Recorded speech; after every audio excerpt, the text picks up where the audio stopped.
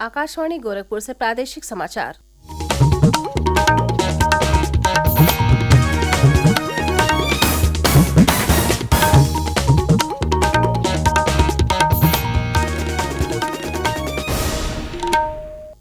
नमस्कार।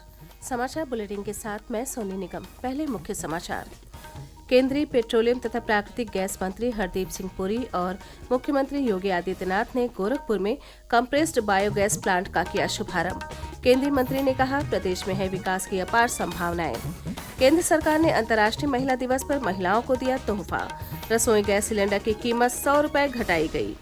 प्रधानमंत्री ने कल नई दिल्ली में प्रदान किए नेशनल क्रिएटर अवार्ड्स। कहा, सकारात्मक बदलाव के लिए रचनात्मकता को मिलेगा प्रोत्साहन। और प्रदेश भर में कल आस्था और भक्ति के वातावरण में मनाया गया महाशिवरात्रि का पर्व।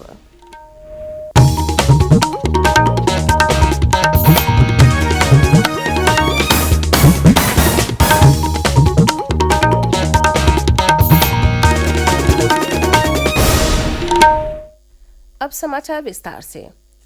केंद्रीय पेट्रोलियम मंत्री हरदीप सिंह पुरी ने कल गोरखपुर के धुरियापार में बंद पड़े चीनी मिल परिसर में इंडियन ऑयल कॉरपोरेशन लिमिटेड द्वारा तैयार 165 करोड़ रुपए लागत के कंप्रेस्ड बायोगैस प्लांट का लोकार्पण किया। इस अवसर पर गोरखपुर के बांसगांव लोकसभा क्षेत्र से जुड़ी 222 करोड़ रुपए की 37 विकास परियोजनाओं का लोकार्पण एवं शिलान्यास भी किया गया। केंद्रीय पेट्रोलियम मंत्री ने कहा कि वर्तमान में देश में 100 कंप्रेस्ड बायोगैस प्लांट हैं और आने वाले समय में जल्द ही यूपी में भी 100 प्लांट होंगे। उन्होंने कहा कि ये सीबीजी प्लांट पर्यावरण की रक्षा, किसानों की आमदनी बढ़ाने और ऊर्जा आत्मनिर्भरता की दिशा में बड़ा प्रयास है। इंडियन ऑयल की तरफ से ये प्लांट 165 करोड़ रुपए की पूंजी निवेश से स्थापित हुआ है। इस प्लांट में रोजाना 200 मीट्रिक टन कृषि अवशेष, 20 मीट्रिक टन प्रेस मड और 10 मीट्रिक टन मवेशियों के गोबर का उपयोग होगा। बायोगैस प्लांट में प्रतिदिन लगभग 20 मीट्रिक टन बायोगैस और 125 मीट्रिक टन जैविक खाद का उत्पादन होगा।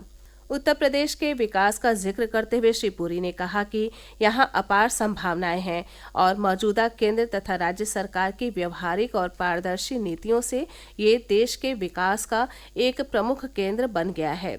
उन्होंने कहा कि सही नीतियों और लक्ष्यों के सटीक क्रियान्वयन से उत्तर प्रदेश 2027 तक $1 ट्रिलियन की अर्थव्यवस्था बन जाएगा।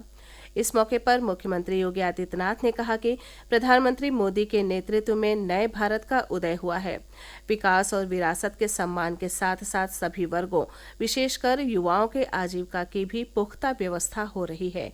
उन्होंने कहा कि धुरियापार समेत गोरखपुर के जिस दक्षिणांचल को लेकर ये मान लिया गया था कि यहाँ कुछ नहीं हो सकता, वहां आज प्रदेश का पहला सीबीजी प्लांट बनकर तैयार है। ये प्लांट नौजवानों को रोजगार दिलाने और अन्नदाता किसानों की आय बढ़ाने में महत्वपूर्ण भूमिका निभाएगा। केंद्र सरकार ने कल अंतर्राष्ट्रीय महिला दिवस पर देश की आधी आबादी को एक खास तोहफा दिया है। सरकार ने रसोई गैस सिलेंडर की कीमत में 100 रुपए की कमी कर दिया है। इसके बारे में अपने सोशल मीडिया पोस्ट पर जानकारी देते हुए प्रधानमंत्री नरेंद्र मोदी ने कल कहा कि इससे देश के लाखों परिवारों पर वित्तीय बोझ कम होगा और विशेषकर नारी शक्ति का हित होगा। उन्होंने कहा कि ये निर्णय महिलाओं को सशक्त बनाने और उनका जीवन आसान बनाने की सरकार की प्रतिबद्धता के मुताबिक है। राज्य सरकार ने सेवानिवृत्त आईएएस अधिकारी राज प्रताप सिंह को राज्य निर्वाचन आयुक्त बनाया है। 1983 बैच के आईएएस अधिकारी श्री सिंह प्रदेश सरकार में कई महत्वपूर्ण प्रशासनिक जिम्मेदारियां निभा चुके हैं। वो राज्य विद्युत नियामक आयोग के अध्यक्ष भी रह चुके हैं। मुख्यमंत्री योगी आदित्यनाथ आज चंदौली और जौनपुर के दौरे पर रहेंगे।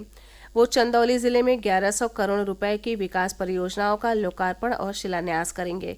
केंद्रीय भारी उद्योग मंत्री और सांसद महेंद्र नाथ पांडे भी उनके साथ मौजूद रहेंगे। मुख्यमंत्री के कार्यक्रम को देखते हुए केंद्रीय मंत्री ने कार्यक्रम स्थल का कल निरीक्षण किया और तैयारियों का जायजा लिया। कार्यक्रम के दौरान मुख्यमंत्री विभिन्न योजनाओं के लाभार्थियों को प्रमाण पत्र भी वितरित करेंगे।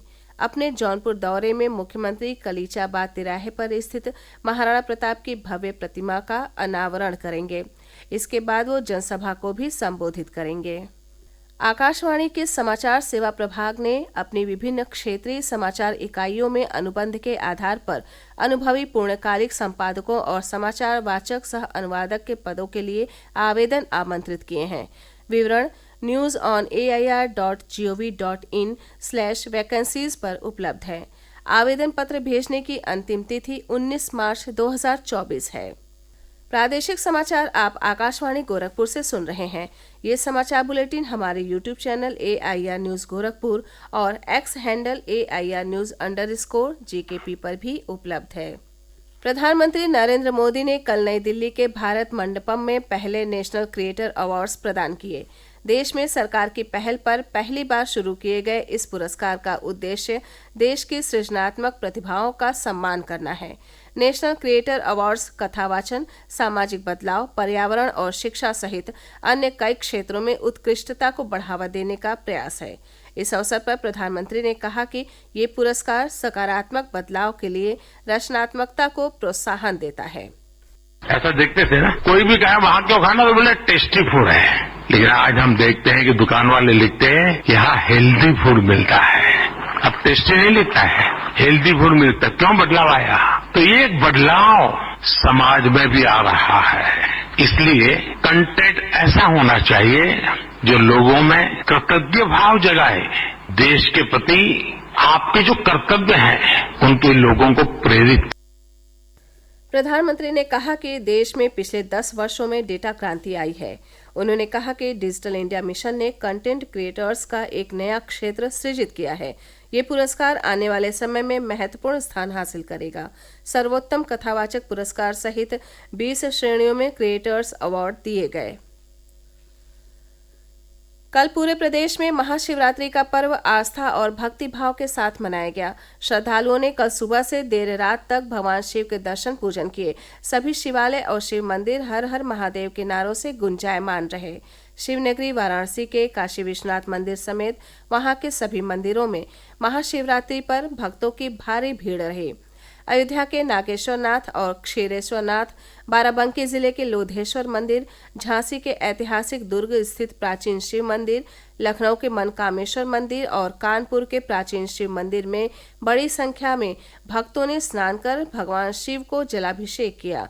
वहीं हरिद्वार से गंगा जल लेकर लखीमपुर खीरी स्थित गोला गोकर्ण नाथ जा रहे श्रद्धालुओं का पीलीभीत में जोरदार स्वागत किया गया। ये श्रद्धालु प्रत्येक वर्ष शिवरात्रि में छोटी काशी कहे जाने वाले गोला गोकर्ण नाथ के प्रसिद्ध शिव मंदिर में जलाभिषेक और दर्शन पूजन के लिए आते हैं। कल कई स्थानों पर शिव बारात निकाली गई और मेलों के भी आयोजन किए गए। पर्व को देखते हुए प्रदेश में सुरक्षा के कड़े इंतजाम किए गए थे। उधर कल ही प्रयागराज में माघ मेले का आखिरी स्नान पर्व भी मनाया गया। इस मौके पर बड़ी संख्या में श्रद्धालुओं ने संगम के घाटों पर आस्था की डुबकी लगाई। मेला प्रशासन ने बताया कि कल शाम तक 4 लाख से अधिक श्रद्धालुओं ने स्नान कर भगवान शिव की पूजा अर्चना की। उत्तराखंड में रुद्रप्रयाग स्थित प्रसिद्ध 11वें ज्योतिर्लिंग श्री केदारनाथ धाम के कपाट 10 मई को सुबह 7 बजे भक्तों के लिए खोल दिए जाएंगे। कल महाशिवरात्रि के पावन पर्व पर गर्मियों के लिए मंदिर के कपाट खोलने की तिथि की घोषणा की गई। बद्रीनाथ केदारनाथ मंदिर समिति के अनुसार पंचमुखी डोली 6 मई को केदारनाथ धाम के लिए प्रस्थान करेगी और विभिन्न पड़ावों से होते हुए 9 मई की शाम को केदारनाथ धाम पहुंचेगी।